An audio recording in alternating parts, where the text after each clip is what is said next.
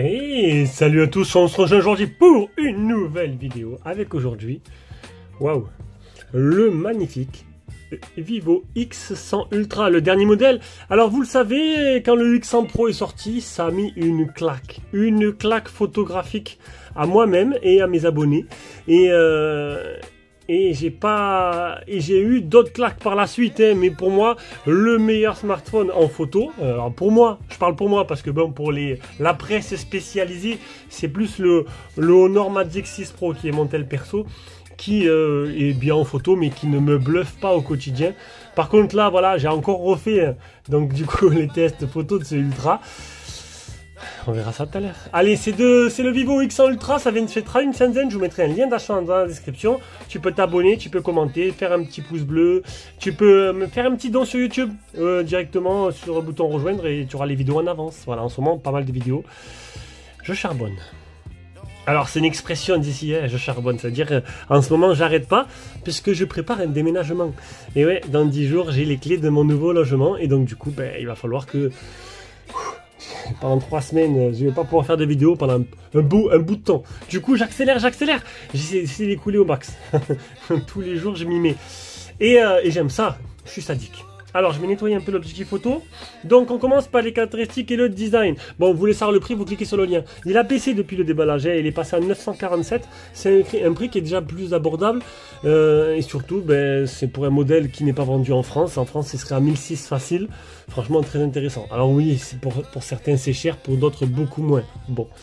75,16 de large sur 164,1 de haut sur 9,2 mm d'épaisseur. C'est pas le plus fin et c'est pas le plus léger. Il fait 229 grammes.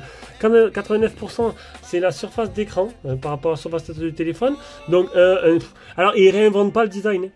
C'est exactement... j'avais le IQ, là, le dernier, le 12, je crois, 12 Pro.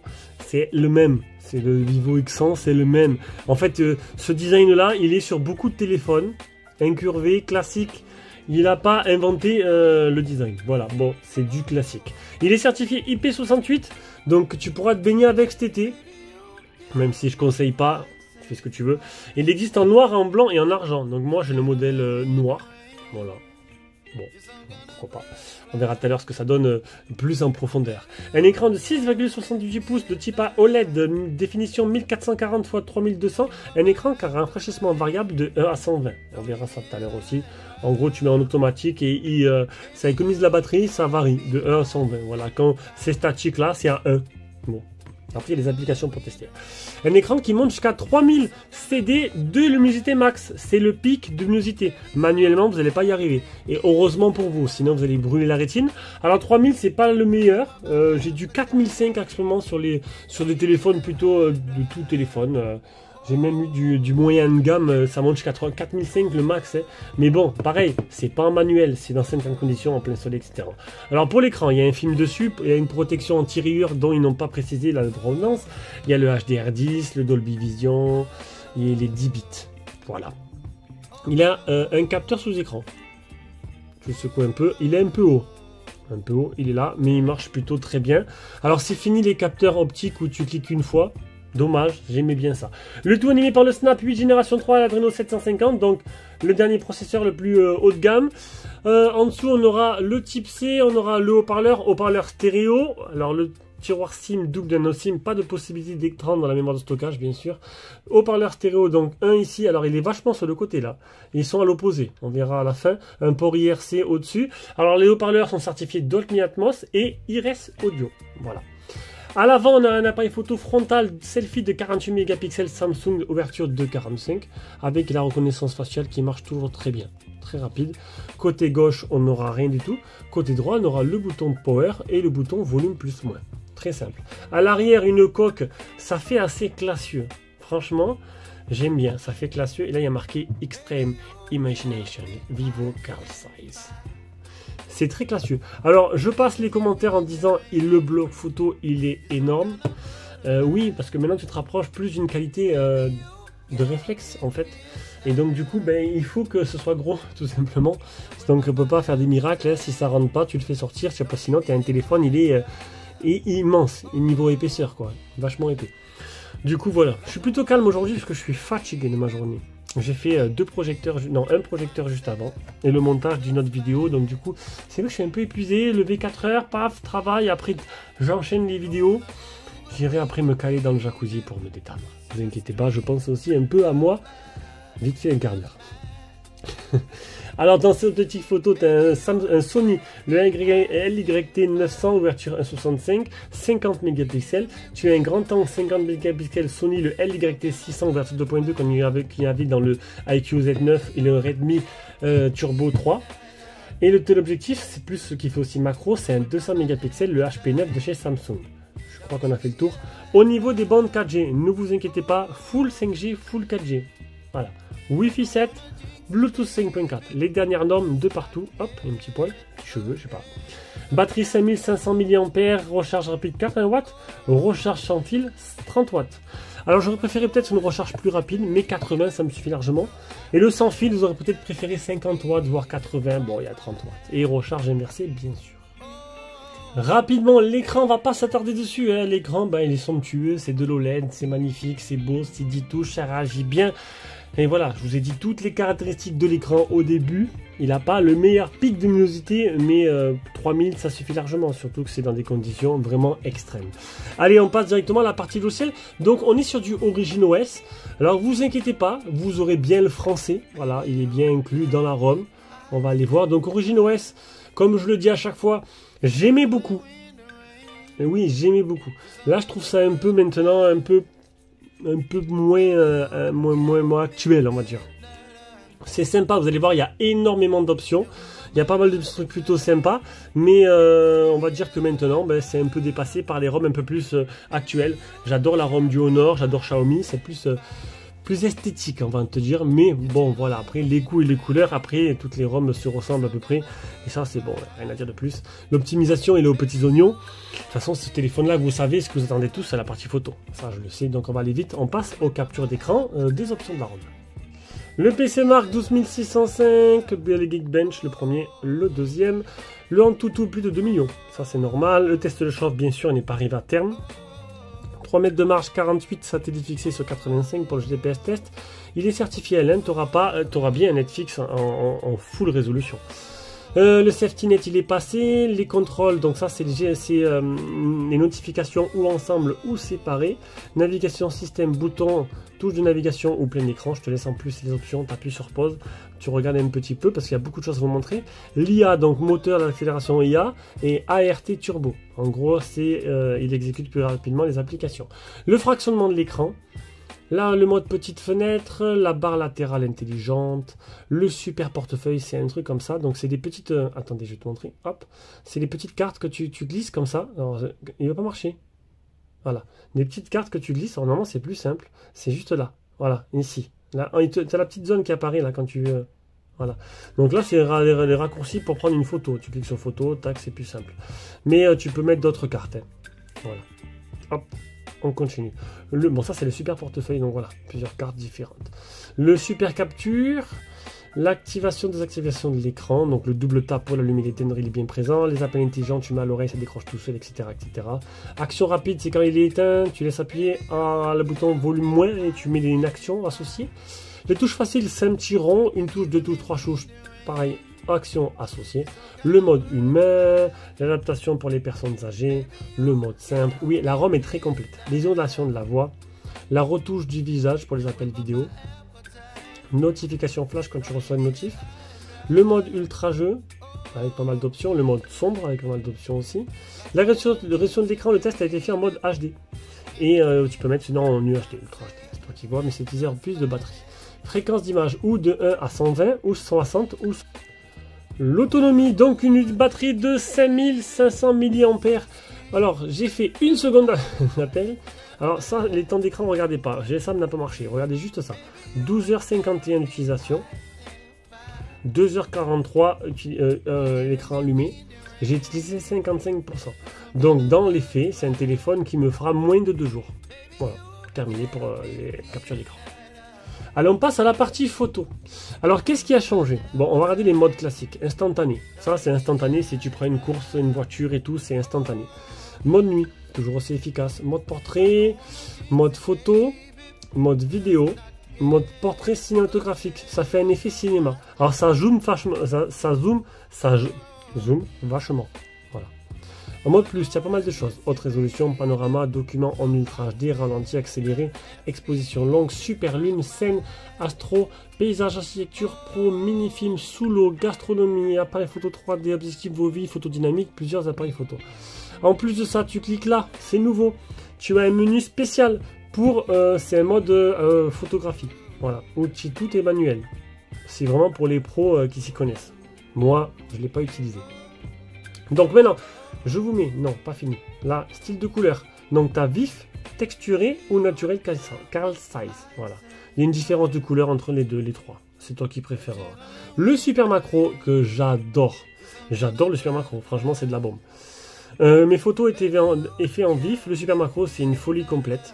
Et les paramètres. Donc là, tu as le ratio d'écran, le retardateur, les petites mises au point, tac, et tu as encore plus de paramètres là. Et vu que franchement, c'est un téléphone de dingue en photo, je vais te montrer un peu les fonctions. Alors, il y a pas mal de choses. Les fonctions professionnelles, fonctionnalité sous l'eau, recommandation intelligente, scène nocturne améliorée, marquage IA pour des photos et visuels IA. Il y a marqué IA sur les photos avec de l'IA, etc., etc., etc. Pour voir lesquelles ont été un peu améliorées grâce à l'intelligence artificielle. Donc, maintenant, ce que je fais, je te mets toutes les photos comme d'habitude, avec le petit bilan. Et aussi, dans un lien Google Drive, tu auras toutes les photos en taille réelle.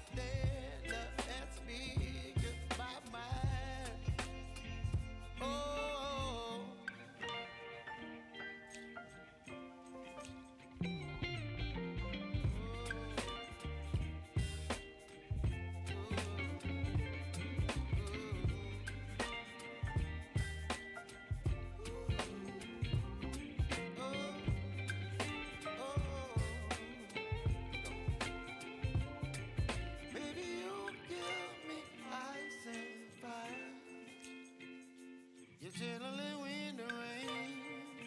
You're some kind of butterfly. Baby, you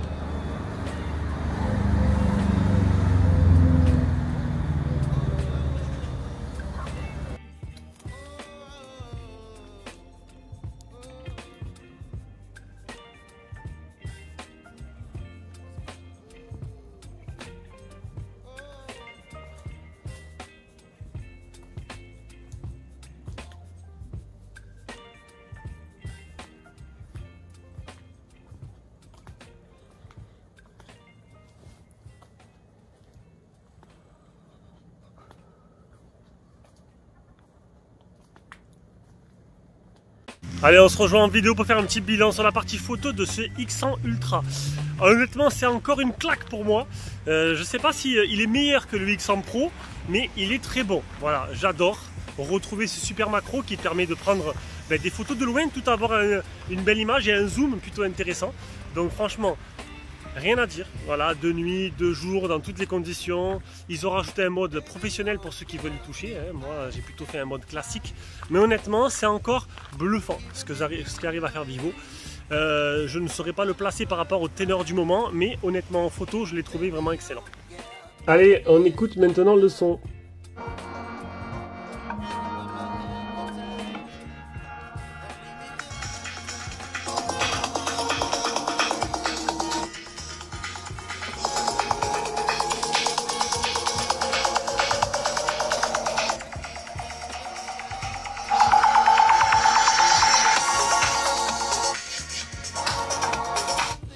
Voilà, bon, le son comme d'hab, l'haut-parleur du bas est très puissant, le l'haut-parleur du haut beaucoup moins, ça ne changera pas. On arrive à la conclusion de ce test, vous l'aurez compris. Ce qui vous intéresse, c'est la partie photo, parce que le reste c'est du classique. La partie photo, c'est toujours aussi impressionnant. J'ai eu encore une claque, c'est fou. Vivo arrive à transcender ses objectifs photo, enfin ses téléphones. Après, bon, voilà, il n'aura peut-être pas une note extraordinaire, il sera peut-être que 5e ou 6e sur DxOMark et il ne sera pas premier. Mais voilà, moi je trouve que niveau photo, il surpasse mon Honor. Maintenant, c'est question de goût, c'est moi, c'est mon avis parce que tout s'il me passe dans les mains. Et ce Vivo là, il est exceptionnel, c'est tout. Voilà, gros bisous, ciao ciao.